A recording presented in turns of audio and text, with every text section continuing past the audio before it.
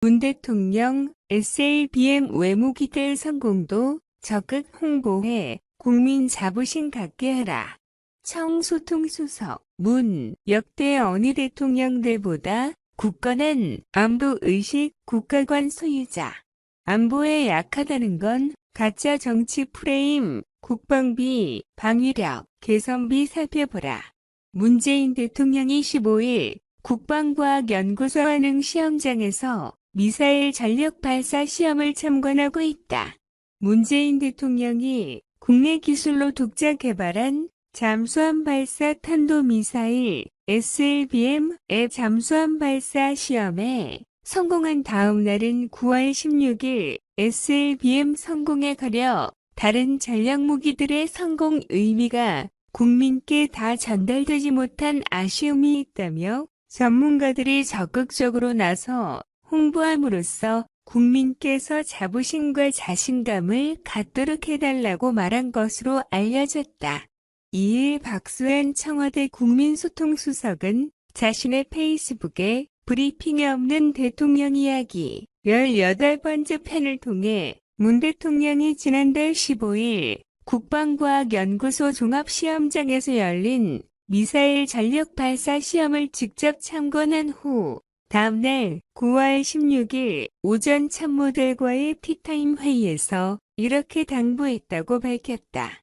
박 수석에 따르면 문 대통령은 이날 회의에서 어제 국방과학연구소 미사일 시험 발사 성공은 아주 좋았다.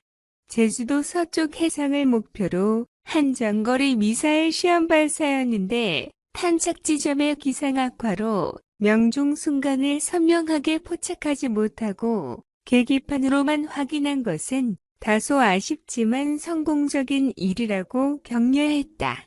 그러면서 SLBM 발사가 주목을 받을 수밖에 없지만 다른 전략 무기들도 하나하나가 모두 큰 의미가 있는 것이라며 공대지 미사일 시험 발사도 성공했는데 우리가 개발 중인 국산 초음속 전투기인 KF-21을 장착하면 세계적 무기 체계를 갖추게 되고 KF-21의 수출에도 큰 도움이 될 것이다. 순항 미사일도 성공했는데 이것은 북한의 그것보다 속도가 훨씬 빠르다는 의미가 있다고 언급했다. 박 수석은 이와 관련 대통령의 안보관이나 의지만으로 이런 전략무기의 개발을 성공시킬 수는 없다. 그를 추진할 수 있는 국방 예산, 특히 실질적인 군사력 증강에 투입되는 방위력 개선비가 강력하게 뒷받침돼야 한다며 문재인 정부는 안보에 약하다는 것은 가짜 정치 프레임에 불과하다.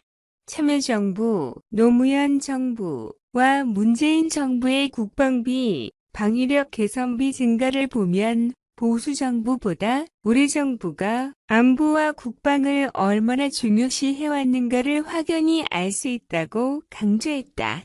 박 수석은 그러면서 정부별로 국방비 증가를 살펴보면 노무현 정부 8.76%, 이명박 정부 5.32%, 박근혜 정부 3.98%, 문재인 정부 6.50%로 비교가 된다고 설명했다.